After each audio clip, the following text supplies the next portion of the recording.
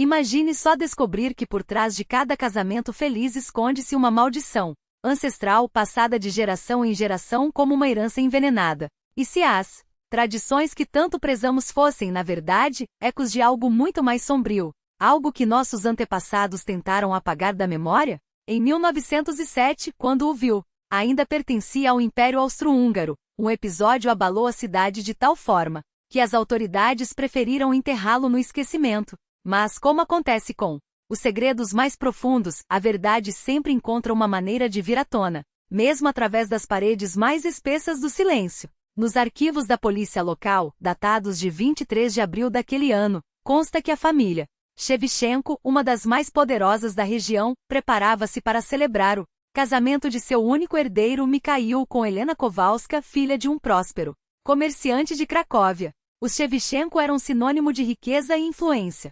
Fyodor, o patriarca, dominava o mercado de carvão da região e mantinha laços estreitos com a nobreza austríaca. Helena, por sua vez, era uma jovem de beleza rara, cabelos dourados como trigo maduro e olhos claros como o céu de verão. Mas sua graça não se limitava à aparência. Educada nos melhores internatos de Viena, falava 4 idiomas com fluência e encantava a todos com sua inteligência. A união entre as duas famílias prometia consolidar ainda mais seu poder. Nunca esquecerei o dia em que conheci os Shevchenko, registrou Helena em seu diário. Encontrado décadas depois, a mansão, embora imponente, transmitia uma atmosfera opressiva, como se suas paredes guardassem um segredo inconfessável.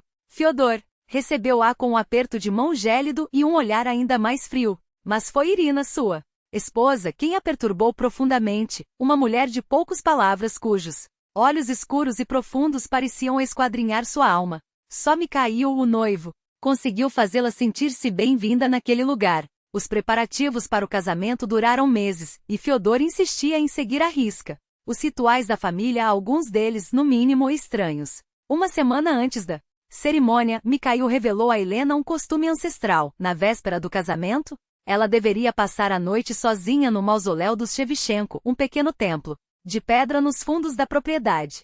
É uma tradição para receber a bênção dos antepassados, explicou ele, tentando tranquilizá-la. Eu mesmo passei por isso quando completei 18 anos. Mas a ideia de ficar encerrada entre os mortos até o amanhecer a enchia de terror. Conforme os registros policiais, a cerimônia estava marcada para 25 de abril. Na noite anterior, Helena, vestida em um antigo vestido de noiva de seda branca, o mesmo usado pela trisavó de Fyodor, foi conduzida ao mausoléu sob o olhar atento da criada Anna Kozlowska. Ela estava tensa, mas tentava disfarçar o medo, relatou Anna mais tarde. Fyodor, satisfeito ao ver como o vestido ajustava-se perfeitamente à noiva, murmurar apenas, perfeito, absolutamente perfeito.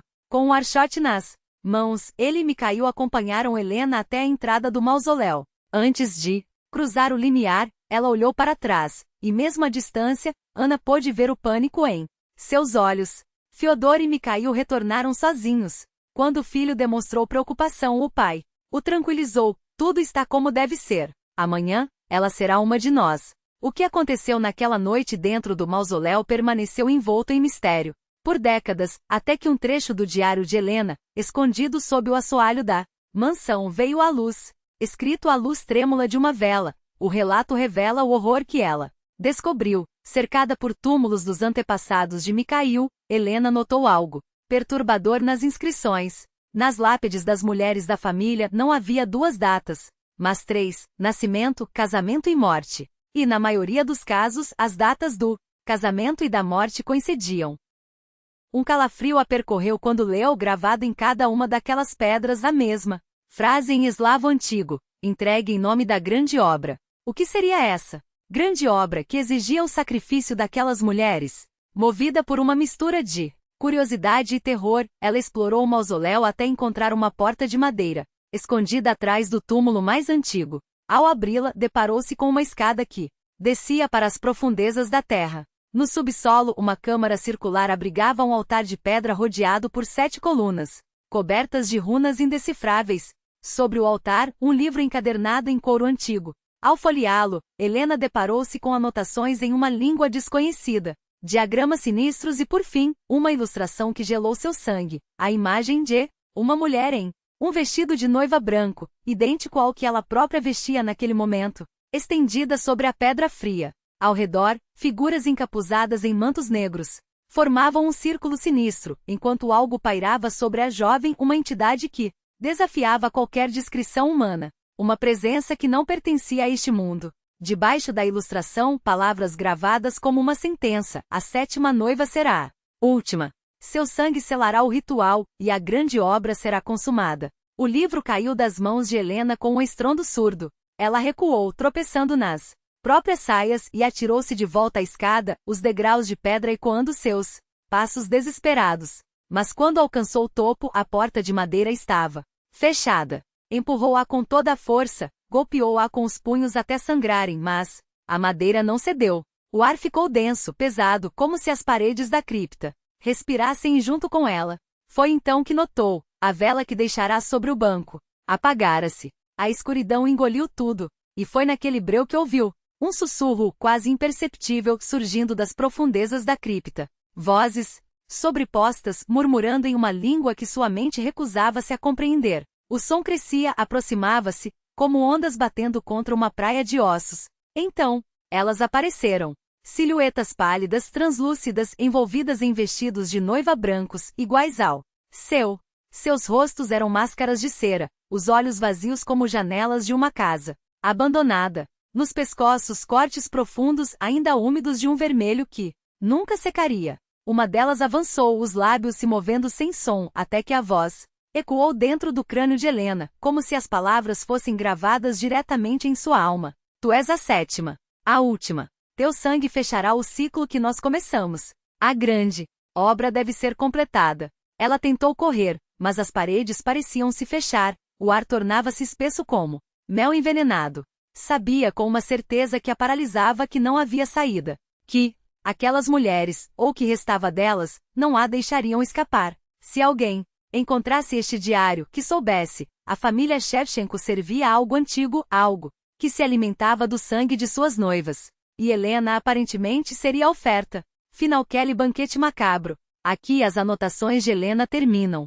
De acordo com os registros oficiais, na manhã de 25 de abril, quando Fyodor e Mikhail Shevchenko chegaram à cripta para buscar a noiva, depararam-se com um vazio. Helena desaparecera sem deixar vestígios. Uma busca foi organizada, mas nem mesmo os cães farejadores conseguiram captar seu rastro. O casamento foi cancelado e a família Kovaly, arrasada, abandonou o viu ainda naquele dia, retornando a Cracóvia sob um manto de silêncio e desespero.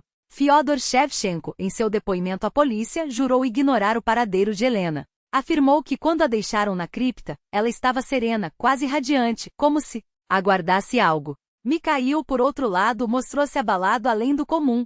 Insistiu em continuar as buscas mesmo após o caso ser arquivado, percorrendo florestas, ruínas próximas à propriedade da família. Mas um mês depois, o destino interveio de maneira sinistra. Operários que realizavam reparos na estrada que levava ao solar dos Shevchenko depararam-se com algo enterrado a menos de meio metro da superfície. Uma lopa atingira algo sólido, não uma pedra, mas um crânio humano. As escavações revelaram um esqueleto feminino, jovem, ainda vestido em fragmentos de um tecido branco e sedoso. Nos dedos ossudos, um anel de noivado. Mas o detalhe que gelou sangue dos presentes foi a marca no crânio, um padrão ritualístico entalhado pós-morte, como se alguém tivesse gravado nele um selo de posse. Os boatos espalharam-se como praga. Aqueles ossos pertenciam a Helena Kovaly, que ela fora sacrificada em um ritual que a cidade preferia não nomear. No entanto, sem provas concretas, a versão oficial permaneceu a mesma: desaparecimento sem explicação. Até que 10 anos depois, em 1917, o incêndio no solar dos Shevchenko revelou que deveria ter permanecido oculto. As chamas devoraram a biblioteca da família, e o chão cedeu, expondo uma passagem para as entranhas da terra. Quando os bombeiros conseguiram controlar o fogo, as autoridades desceram ao que parecia um labirinto de horrores. Um complexo de câmaras subterrâneas com um salão central dominado por um altar de pedra negro, gêmeo daquele que Helena descrevera em seu diário. 7 colunas circundavam a estrutura, cobertas por runas que pareciam pulsar à luz das tochas. Nas paredes, diagramas obscuros traçados com algo que poderia ser sangue seco.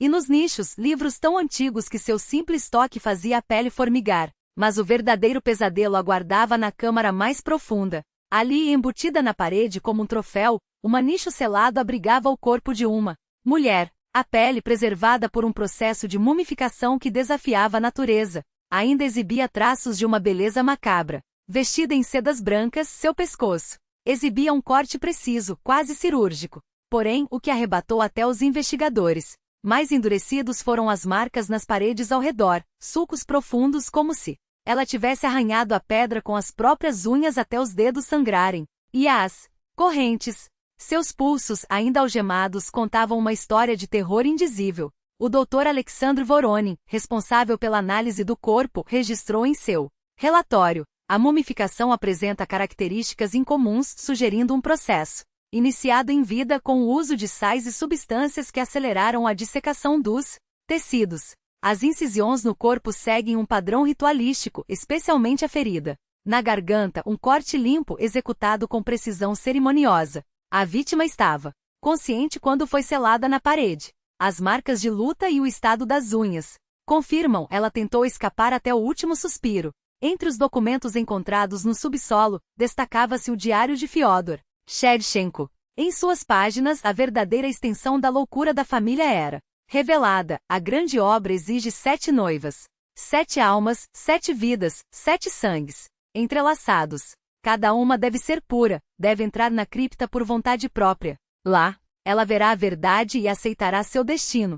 E quando as 7 estrelas se alinharem no crepúsculo, a última será oferecida. Seu sangue despertará aquele que dorme, e ele nos concederá o que prometemos, a eternidade, o poder sem limites. Helena Kovally seria a 7ª, a última peça de um quebra-cabeça montado ao longo de 2 séculos. O dia do casamento não fora escolhido ao acaso, era a data em que as estrelas se alinhariam, criando a janela perfeita para o ritual. As outras 6 noivas, suas identidades perdidas no tempo, haviam sido sacrificadas da mesma forma, seus corpos jamais encontrados.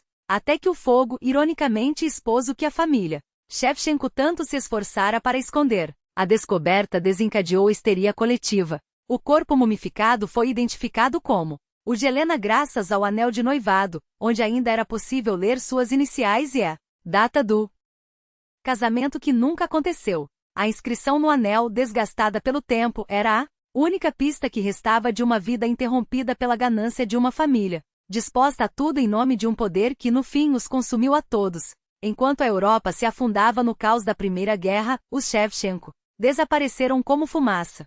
Fyodor, o patriarca, sucumbiu a um derrame em 1915, levando consigo segredos que não ousou revelar nem em delírio. Seu filho Mikhail rumou para a Rússia em fuga desesperada, engolido pela voragem revolucionária que varreu o império. Por um instante, pareceu que o pesadelo havia terminado, que a maldição da família Shevchenko fora enterrada junto aos escombros de seu próprio império de horror. Mas o mal não morre. Ele apenas se metamorfoseia. Nos anos 1920, uma sombra voltou a rastejar pela Europa Oriental. Em Varsóvia, uma noiva foi encontrada emparedada nos alicerces de um teatro abandonado, a garganta aberta em um sorriso grotesco. Em Praga, outra jovem desapareceu na véspera do casamento, seu corpo descoberto meses depois em um sarcófago de chumbo, marcado com símbolos que faziam os investigadores tremer. Budapeste e Cracóvia. Kiev, a lista crescia, e o padrão se repetia com precisão cirúrgica. Mulheres prestes a se casar, desaparecimentos sem explicação, corpos mutilados em ritmos que desafiavam a lógica. Sempre os mesmos cortes. Sempre os mesmos símbolos, gravados na pele como se alguém, ou algo, estivesse completando um desenho ancestral.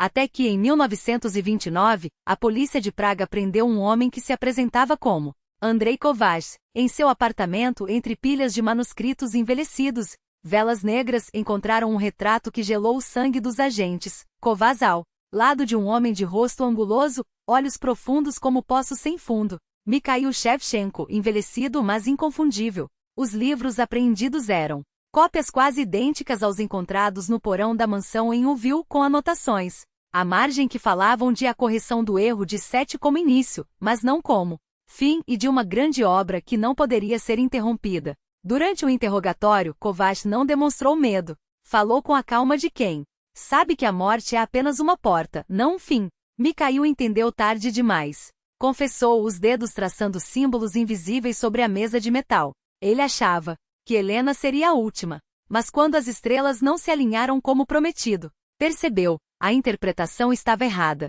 7 noivas eram apenas o preâmbulo. A grande obra exige muito mais. E ela não parará até que os céus se dobrem. Novamente a nossa vontade.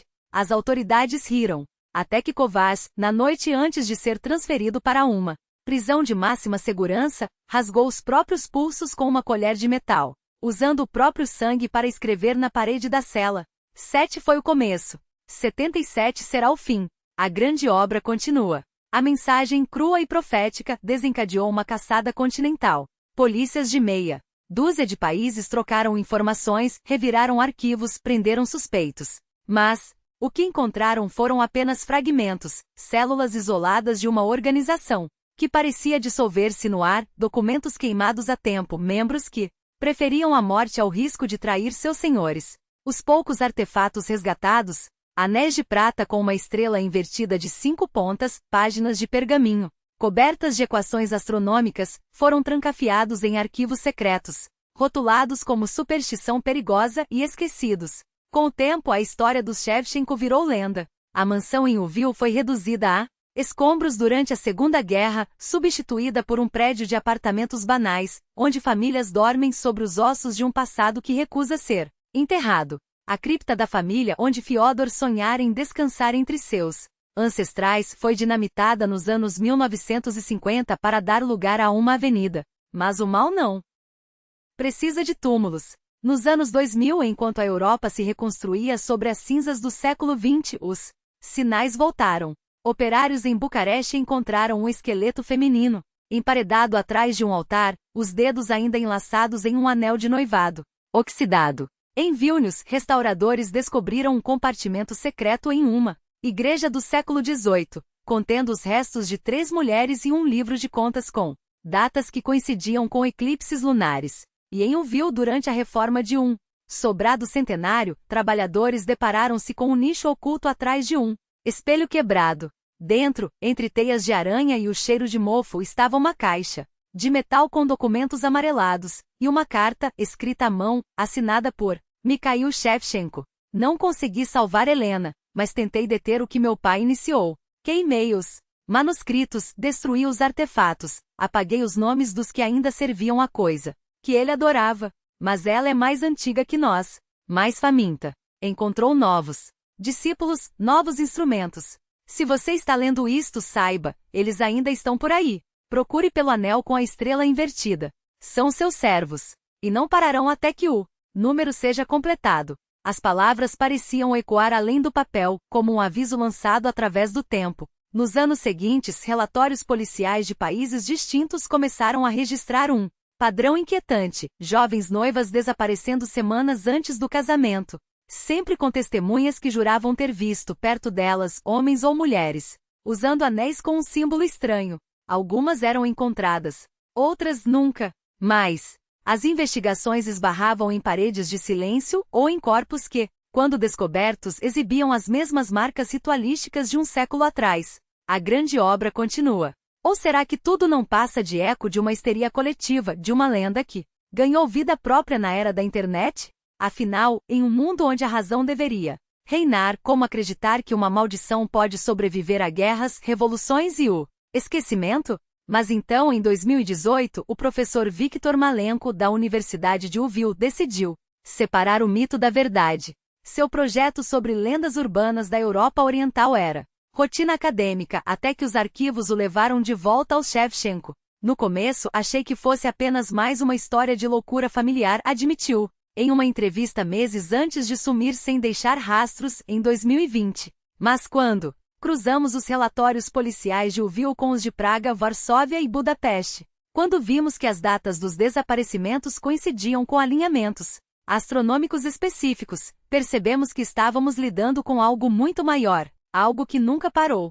Sua equipe começou pelos arquivos da polícia de Lviv, desenterrando relatórios originais sobre o caso Helena Kovalevská, documentos que as autoridades tentaram apagar da história. Havia menções a rituais de origem desconhecida, a símbolos que não correspondem a nenhuma religião conhecida, e uma carta confidencial do chefe da polícia ao governador, datada de junho de 1917. Excelentíssimo senhor, lamento informar que as descobertas no porão da residência Shevchenko sugerem a existência de uma organização transnacional com ramificações em estruturas militares e governamentais tanto do Império Russo quanto da Áustria-Hungria. Os documentos apreendidos indicam que a família era apenas uma facção de um grupo maior, dedicado a práticas que desafiam a moral e a segurança pública. Recomendo urgente a formação de uma comissão ultra-secreta para investigar este assunto antes que suas implicações se tornem irreparáveis. O resto do documento havia sido rasgado.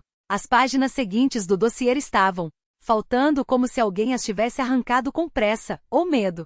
Os pesquisadores de Malenko enviaram então solicitações a arquivos em Varsóvia, Praga, Budapeste, Cracóvia e Kiev, pedindo acesso a registros de casos similares. E o que receberam foi um silêncio ensurdecedor. Até que de um arquivo em Cracóvia chegou uma resposta. Os documentos solicitados foram classificados como material sensível em 1947 e permanecem inacessíveis por ordem do Ministério do Interior. Sugerimos encerrar a pesquisa. Ele insistiu que não era paranoia. Eles não vão parar até nos silenciar, disse, enquanto folheava as cópias dos documentos que ainda restavam, agora guardadas em um cofre bancário sob nome falso. Maria tentou argumentar, mas o olhar de Victor, uma mistura de terror e determinação, a fez calar. Se a polícia estiver envolvida, como você acha que isso vai terminar? Aquela noite, enquanto o fogo devorava anos de pesquisa, algo mais sinistro acontecia. Nos bastidores, o editor-chefe do histórico Veshnik recebeu uma ligação anônima. Publicar aquele artigo seria imprudente. Pense em sua família. No dia seguinte, a edição foi adiada por razões editoriais. Coincidência? Victor, deitado na cama do hospital com tubos presos ao corpo, sabia a resposta. Entre a dor e os analgésicos, ele sussurrou para Maria um nome que não aparecia em nenhum arquivo. Vasily Orlov, um homem que, segundo rumores nos corredores do Kremlin nos anos 1980, colecionava anéis com estrelas invertidas e que agora, décadas depois, era assessor sênior de um ministro europeu. Mas o fogo não apagou tudo. Maria, seguindo instruções que Victor lhe dera meses antes para o caso de algo dar errado, recuperou um pendrive escondido atrás de um quadro na universidade. Nele, além dos arquivos digitais, havia uma gravação de 2017, a confissão de uma mulher que sobreviveu. Seu nome era Anastasia Varga e ela havia sido sequestrada 3 dias antes de seu casamento em Bucareste. Eles me levaram para um porão, sua voz tremia na gravação. Havia velas pretas, um círculo desenhado no chão, e um cristal que pulsava. Ela descreveu os rostos mascarados, as palavras em uma língua que não era eslava nem latina, e o momento em que uma faca foi pressionada contra sua garganta, até que inexplicavelmente foi solta. Um deles disse: não é ela. A estrela está errada. Anastasia escapou, mas sua família foi encontrada morta uma semana depois. Acidente de carro, disseram as autoridades. Victor havia rastreado Anastasia até um convento nos Cárpatos, onde ela vivia sob proteção de uma ordem religiosa que, curiosamente, também usava um símbolo de 7 estrelas, porém direitas.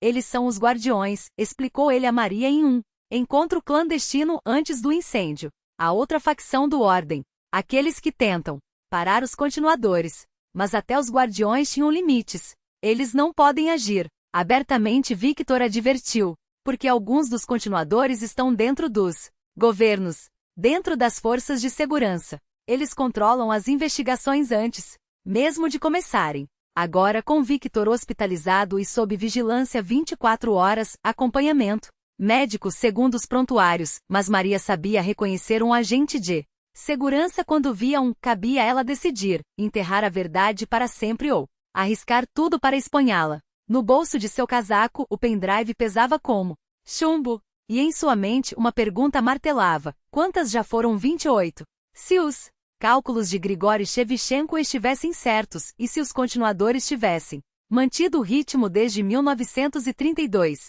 a grande obra estaria quase completa. Naquela mesma noite, enquanto Maria digitava uma mensagem cifrada para um jornalista investigativo em Berlim, uma limusine preta parou em frente ao hospital. 2 Homens em ternos escuros entraram no saguão, mostrando credenciais que os identificavam como consultores do Ministério da Saúde. Eles não perguntaram pela enfermaria de Victor Malenko. Eles subiram diretamente para o quarto 412 onde, segundo os registros, nenhum paciente estava registrado. Mas a porta se abriu antes, mesmo que batessem. E lá dentro, sob a luz fraca de uma lâmpada de emergência, um terceiro homem esperava. Em sua mão esquerda, um anel de prata brilhava com o contorno nítido de uma estrela de 5 pontas, de cabeça para baixo. Malenko não hesitou em recusá-los. Não confio em vocês foram suas últimas palavras antes de abandonar o hospital. E então, como se tivesse se dissolvido no ar, o professor desapareceu. A última vez que alguém o viu foi em 4 de janeiro de 2020, saindo de um apartamento alugado com uma pequena mala de viagem. Sobre a mesa, uma nota escrita à pressa: eles estão se aproximando. Preciso me esconder. Procurem na biblioteca da Universidade de Cracóvia. Seção de manuscritos raros. Código SZ 1907. A polícia abriu um inquérito, mas, como no caso do incêndio, o fechou em poucas semanas. Provavelmente emigrou sem avisar, foi a conclusão oficial. Só que o passaporte de Malenko permaneceu na mesa, e nenhum registro de passagem de fronteira foi encontrado. Maria Kowalczuk, sua discípula mais próxima, não acreditou na versão oficial. Decidiu seguir as pistas deixadas pelo mentor e rumou para Cracóvia. O que encontrei na biblioteca foi além de qualquer expectativa, confessou Maria em uma entrevista gravada dias antes de seu próprio desaparecimento em março de 2020. Sob o código SZ 1907, escondido entre páginas amareladas, estava o Codex Celararum Septem, o Códice das 7 Estrelas. Escrito em uma mistura de latim arcaico e eslavo antigo, o manuscrito revelava a história, os rituais e as profecias da Ordem das 7 Estrelas, uma irmandade que existia nas sombras há séculos. E o que lia em suas páginas era aterrador. De acordo com o códice, quando 77 noivas fossem sacrificadas e seu sangue usado para ativar um cristal ancestral, ocorreria a grande transformação. Os portais entre dimensões se abririam, e criaturas que habitaram a Terra antes da humanidade retornariam para recompensar seus servos com imortalidade e poder absoluto. Era essa a crença dos continuadores, a facção que buscava completar o ritual a qualquer custo. Mas havia outra interpretação defendida pelos guardianes: o retorno desses seres não traria bênçãos, mas a aniquilação da humanidade.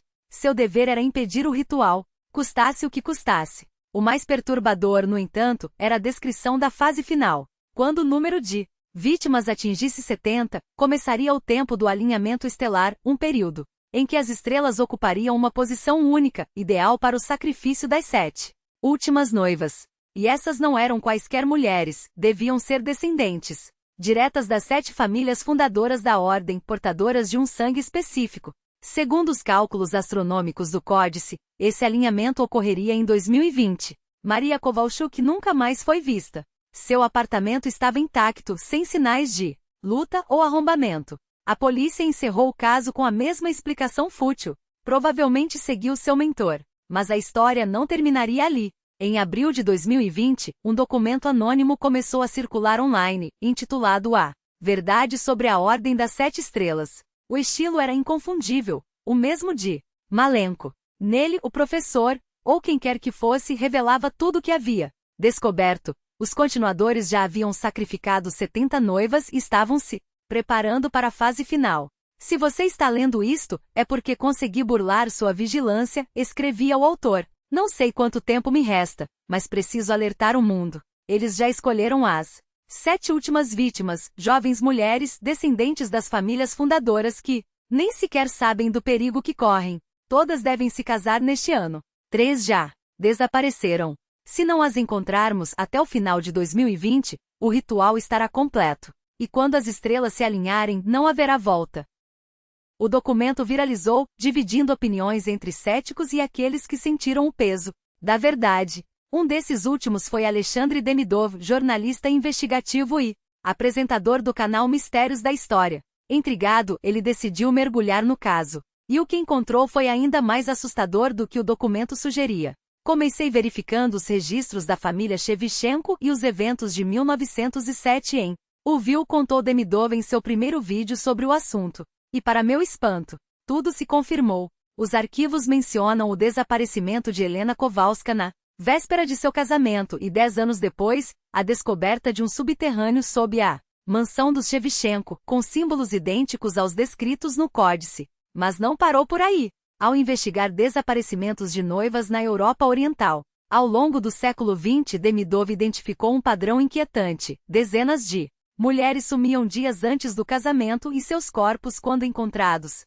apresentavam marcas de rituais. Se somarmos todos os casos, chegamos a um número muito próximo de 70, revelou. E nos últimos meses 4 novas desaparecidas, em Kiev, Varsóvia, Budapeste e Praga. Todas noivas. Todas com casos arquivados sem explicação.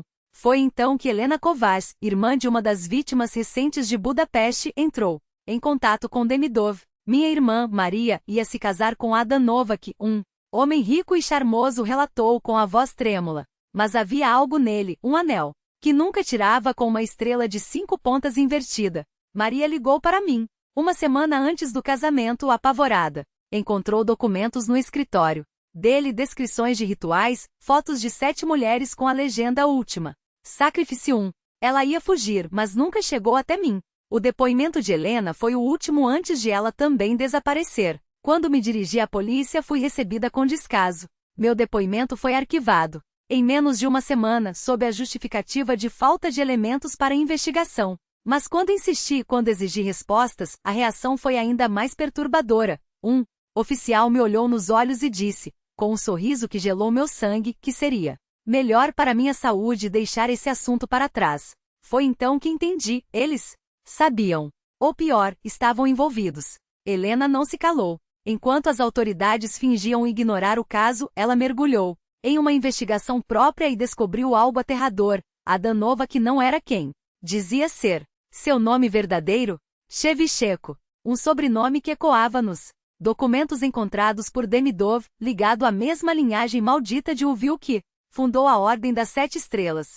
Quando cruzou essa informação com os contatos políticos de Novak, homens poderosos na Hungria, com influência até dentro da polícia, Helena soube que não poderia contar com ninguém, exceto talvez com aqueles que já estavam um passo à frente. Foi assim que ela encontrou você. Seus vídeos, suas pesquisas, cada detalhe que você expôs sobre a Ordem, tudo coincidia com o que ela mesma havia descoberto. E a conclusão era inevitável. Maria não era apenas mais uma desaparecida. Ela era uma das 7 últimas, escolhida não pelo acaso, mas pelo sangue. Pelo sobrenome que carregava como uma sentença, escrita séculos atrás. Enquanto isso, do outro lado da Europa, a investigação de Demidov ganhava força. Jornais independentes, pesquisadores e até ex-membros de seitas ocultas se uniram em uma rede internacional, auto-intitulada Os Observadores, uma resistência contra os continuadores, os herdeiros da ordem que ainda agiam nas sombras. E o que eles revelaram foi ainda mais sinistro. As 7 mulheres desaparecidas não eram vítimas aleatórias. Todas pertenciam a 7 linhagens específicas: Shevchenko, Kowalski, Novak, Popovich, Dragomir, Petrovich e Ivanov, as mesmas famílias que, segundo os arquivos de Uvil, fundaram a Ordem das 7 Estrelas. Acreditamos que eles estão caçando os últimos descendentes diretos, explicava Demidov em um de seus relatos, a voz tensa. Para eles, o sangue dessas famílias tem um poder único. E pelos nossos cálculos, já encontraram 6 das 7 vítimas. Falta apenas uma, a herdeira dos Ivanov. A corrida contra o tempo começou. Os observadores vasculharam registros, redes sociais, listas de casamento em toda a Europa Oriental, até que um nome saltou aos olhos: Anastasia Ivanova, 23 anos, estudante de história em São Petersburgo, noiva de Mikhail Orlov, um empresário de sucesso com quem se casaria em 2 meses. Demidov não hesitou. Contatou Anastasia diretamente, preparando-se para o pior, que ela o tomasse por louco, que desligasse o telefone. Mas a reação da jovem foi ainda mais chocante do que qualquer teoria. Eu já desconfiava, ela admitiu, a voz trêmula, mas firme. Desde o início, algo em Mikhail me assustava. Nós nos conhecemos em uma exposição de manuscritos antigos, onde eu trabalhava como voluntária. Ele se interessou demais pela minha família. Quando contei que meus antepassados eram da nobreza Ivanov de Uvil, seus olhos brilharam de um jeito que não era humano. Uma semana depois, ele me pediu em casamento. Eu aceitei, mas não sei por quê. como se algo me empurrasse para aquele sim. E então vieram os detalhes que confirmaram os piores temores, a insistência de me caiu em um casamento com rituais tradicionais, incluindo uma noite solitária em uma capela familiar na véspera da cerimônia. E é claro, o anel, sempre em seu dedo com a estrela invertida de 5 pontas, idêntico ao de Adam Novak. Ele disse que era um símbolo de proteção. Anastasia sussurrou. Mas eu sei o que eu vi nos seus vídeos. E agora eu sei que não vou sobreviver àquela noite.